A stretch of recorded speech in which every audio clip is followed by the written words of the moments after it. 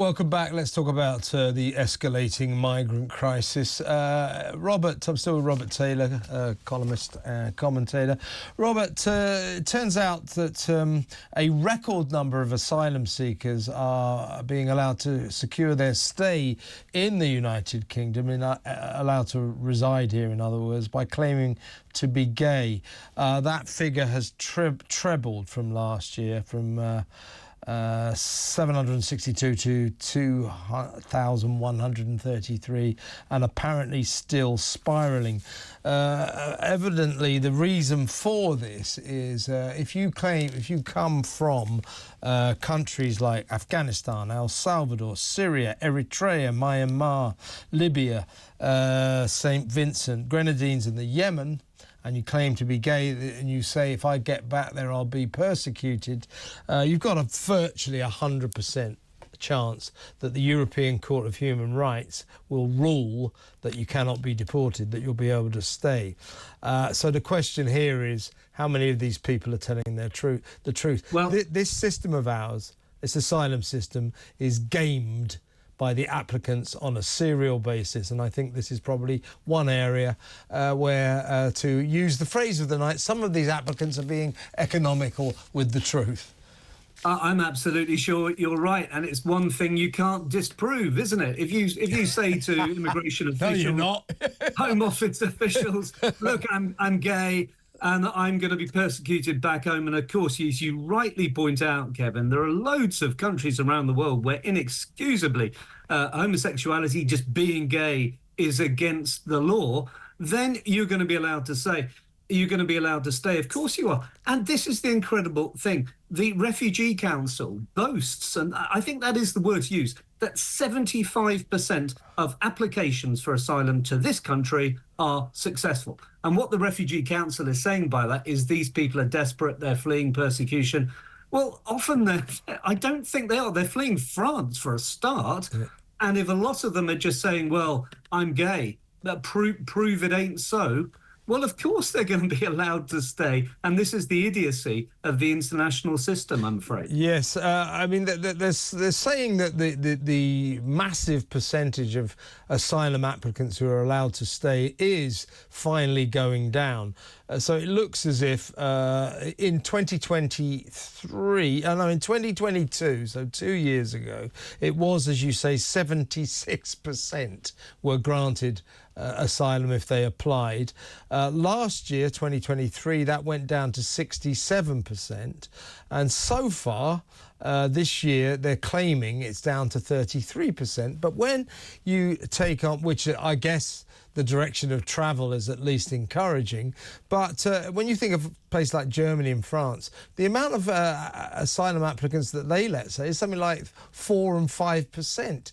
The percentage that we're allowed to say is astronomically more than any other country on the face of the earth. What is wrong with us? Well, I think what's wrong with us is that we want to virtue signal as a society rather than actually doing the right thing. And I say doing the right thing because by virtue signaling, we are encouraging people to risk their death on the Channel or in the back of lorries. And the figure I saw at the end of last year, so this is back in December last year, 300 migrants have drowned or suffocated in the back of lorries trying to get into the UK in the last 20 years. And I know, because you and I have talked about this, Kevin, there have been many more this year as well. 54 deaths in the Channel so far this year. So and what rising. we're doing, by virtue signalling, by convincing ourselves we're being kind, we're actually encouraging people to take an incredibly risky journey that is leading to so many tragic deaths. It's not virtuous. In my mind, it's thoroughly evil to encourage people. Yeah, and the European Court of Human Rights doesn't do us any favour. I've covered, I think, certainly 2, it might be 3 stories in the last month which involve paedophiles. Did one only the other day. Paedophiles, convicted paedophiles. I think it was yesterday. A guy did 3 years in Glasgow in jail up there for sexually assaulting his own stepdaughter.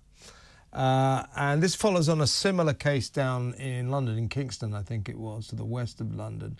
Now, these paedophiles, they go to jail and then they come out, so we deport them, or we try to deport them, and they appeal using the European Court of Human Rights, saying that they have a right to a family life, and the European Court of Human Rights usually finds in their favour, as it did with this guy in Glasgow, as it did with this guy in West London. Now, you talk about the guy in London, in Glasgow, he's a right to his family life. Yeah, and one young member of his family, he sexually abused. He is sexually assaulted.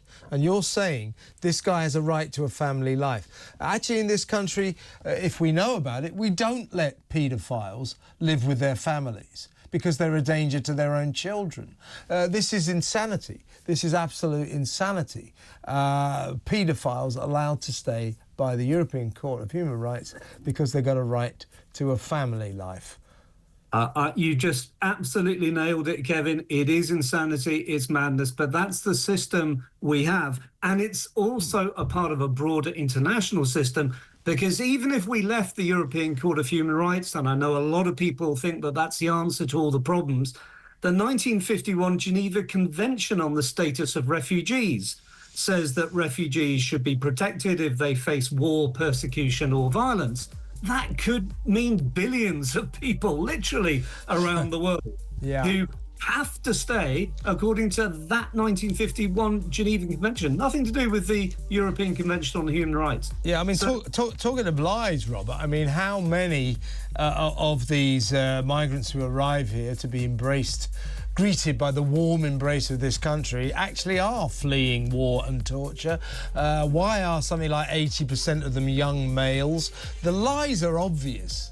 You know, they're obvious. They're economic migrants, and yet we indulge them, we indulge them, we indulge. It is phrase of the night, insanity. Robert, that was great. Come and do it again soon. Thank you very much. Robert Taylor there, commentator, columnist with the Telegraph.